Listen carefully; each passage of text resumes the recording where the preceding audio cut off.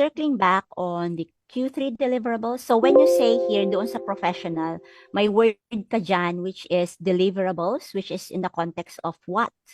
Walang idea yung receiver kung ano ba yung deliverables na sinasabi mo. So you can make it specific by saying Q3 or quarter 3 deliverables. Okay? So we're getting on close to the deadline. Can you give me an update on your progress? So mas human-like, hindi siya robotic. Yeah? You got it? Okay, next.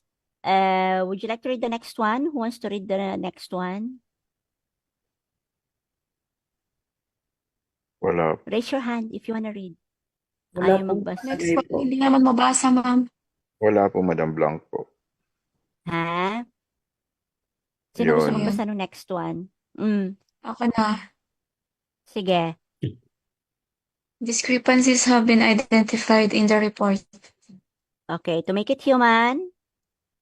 I noticed a couple of figures in the report that don't quite match my notes. Let's hop on a quick call to align. Okay. Diba? Kita nyo yung difference? Alright, another one. Sunod. Ako po. Sige. Provide the data by EOD. Okay, so may jargon dyan. May jargon din. So, instead of saying that, Could you share the data set when you have a moment? Aiming to review it by end of the day. diba? So, EOD there means end of the day. End Mas of the day. clear. So, iwasan natin yung jargons. Okay? Alright, next, the last one. A blank thanks signature. Oh, parang thanks, gano'n na lang, wala pang Yeah. ni ha. Tapos nagpangalan na lang niya sa baba. Okay? So, instead of just saying thanks, be more human and say, Thanks for digging into this. I know it was a complex task. so it's like you are giving some empathy on the work of your workers that has been done towards the task na alam niyang mahirap yon. So it's like complimenting. So of course, robots would not give you that unless you ask it to do so. Pero a human being will do it naturally. Okay? So make your messages more human. Yun ang point natin doon. Okay? I hope that's clear. Alright, so syempre, pag VAs kayo, there would be problems with your time differences. Okay, so pag may time zones kayo, you will have to work on that. Anong gagawin natin? Another challenge is your time zone because sometimes you might have a client from the US or Canada. Anong gagawin natin? Okay? So if you notice doon sa Upwork, some of the work descriptions, it will tell you kung ano yung expectation nila about time that you should be available. Na-notice nyo ba yon? Yes. Yes. Yes, ma'am. Yeah. So you have to make a clarification on the expectations upfront, especially yung mga response times ninyo. Especially kung meron kayong time difference. Okay? Kung may time difference, ibigay nyo na yung time na pwede kayo makapag-comply doon sa kanilang expectations. Alam nyo dapat kung ano yung schedule nyo at alam nyo dapat kung ano yung time zone ninyo. So if they ask you ngayon, anong time zone nyo Wait time. with regards? Ha? No, I mean what I'm GMT plus 3, mga ganyan, ma'am. that's correct. Yun, si Miss Dolly, that's correct. GMT plus 3, ibig sabihin great niya. Okay, o kaya naman kung minsan sasabihin nila AST, okay, ganyan. So, dapat alam nyong intindihin yung mga yon, okay? US Standard Time, Middle Eastern Time, okay? GMT plus 3, ibig sabihin on the Great Meridian Time, meron kayong plus 3, plus 8 kung minsan, ganyan. Dapat intindihin nyo yung mga time zones na ganyan, okay?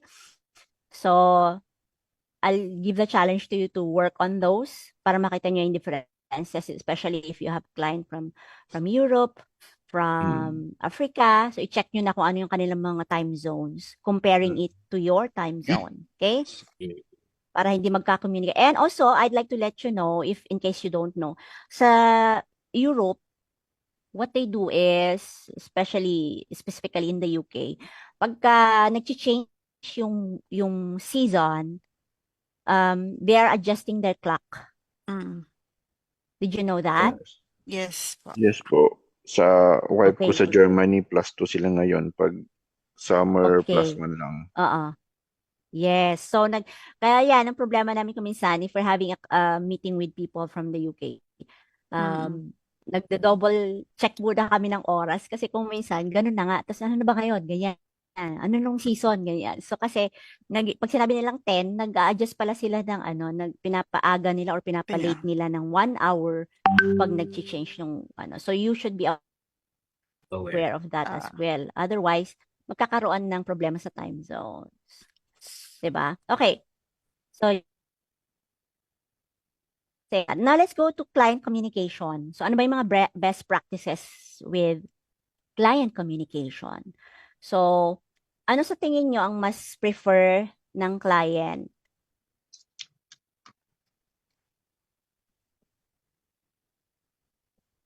On call or video call. On call or video call? Yun ang preference nila? Okay. That's good. But do you know, Email. Emails. you have to prioritize pa rin yung email for instructions. Kasi, pagka naka-email na yan, you can always go back for reference, di ba? And you can make a clear record of what the instruction is. So, i-prioritize ninyo yung email for instructions, okay? Follow up nyo na lang yan siya on phone or video calls for summary. Di ba? Does it make sense? Kasi kung Yes. baliktad, prioritize mo yung video call, pag wala ng automatic AI-generated na meeting minutes, Hindi na patay tayo mababalik. dyan. Ano nga ba yung pinag-usapan natin? Babalikan mo na naman yung video, di ba? So it's going to be very inefficient. So you prioritize emails for instructions, okay? Another one is when you're talking to clients or communicating with clients, you establish clear boundaries. And how would you establish that? You have to clarify availability, response times, which is related to time zones. And then tell them whether calls are chargeable to prevent misunderstanding. So, ibig sabihin, when we were in Clockify, you remember there are some options where it's billable. Yung ibig Yes. sabihin, yung work na yon ay babayaran ba or hindi. So, you have to clarify na every time na tatawag sila sa'yo, you're gonna charge. Or should I go to my, for example, to that app that records my work? Kasi every time na tatawag sila, marirecord yung usapan ninyo, which will take maybe half hour. Are you going to charge for that or not? Or is it part of the contract? I-clear nyo yung mga boundaries na yan with clients. Okay? I hope that's clear. Yes. Another client strategy communication is building trust through empathy. So, empathy and professionalism is the best key working with clients. Okay, always putting yourself in the shoe of the client so that you can build your trust and rapport.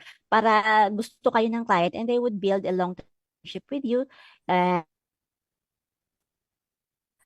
will still contact you when they need service. Okay? Kasi pag alam nilang they can rely on you, okay, and you know that you understand what they want, kasi you're always putting yourself in the shoe of your client, mas gusto nila kayo. So, yan. Alright? Yan pa yung hindi pa kayang gawin ng AI. So, we're still a case. Trust. Okay? Being humans. Okay, confirm understanding. Always confirm kung naintindihan ninyo yung instruction. So, how would you confirm if you understood the instruction correctly? Paano nyo i-confirm na naintindihan yung instruction ng client?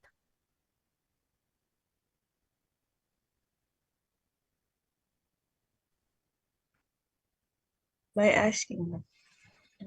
You can Asking maybe question. repeat back the Yes, instruction. Yes, you repeat. Okay, sir, you asked me to do this and that. Afterwards, I have to do this and send it to blah, blah, blah. So, you have to repeat it. Parang kayo pag bumibili kayo sa, sa fast food, di ba, inuulit nung nasa counter yung order nyo.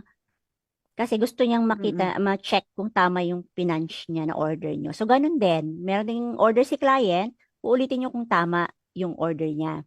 Okay? Para ma-confirm niyo yung understanding with client. Okay? So, next, number 5. Kailangan nyo din, as VAs, you have to provide regular updates. Okay? Now, hindi kailangan magbigay ka lang ng updates pag may problema. You can also keep the clients informed of the progress, even if everything is going smoothly. Okay? That gives you an impression that you are a really professional, okay, in your work, and that you are maintaining the communication and effectiveness as a VA. Okay? Okay ba? Noted, Any madam. questions? Right. None. Okay, sige. Any questions? None so None. far. None. Walang None so question? far po. O di ako na ulit magka-question kasi ayaw niyo mag-question. Sige. Sino sasagot ng unang tanong? Yeah, question and answer portion ulit tayo. Who wants to answer the first question? Of course, I won't show the question. Saka ako na i-show ang question pag meron na nag-raise ng hand or may nag-volunteer. Para surprise, di ba? Ako, ma'am. Okay. Miss Janice? Okay, Miss Janice wants to answer the first question. Okay, first question. Review natin to para sa quiz, hindi na kayo nganga. At saka nga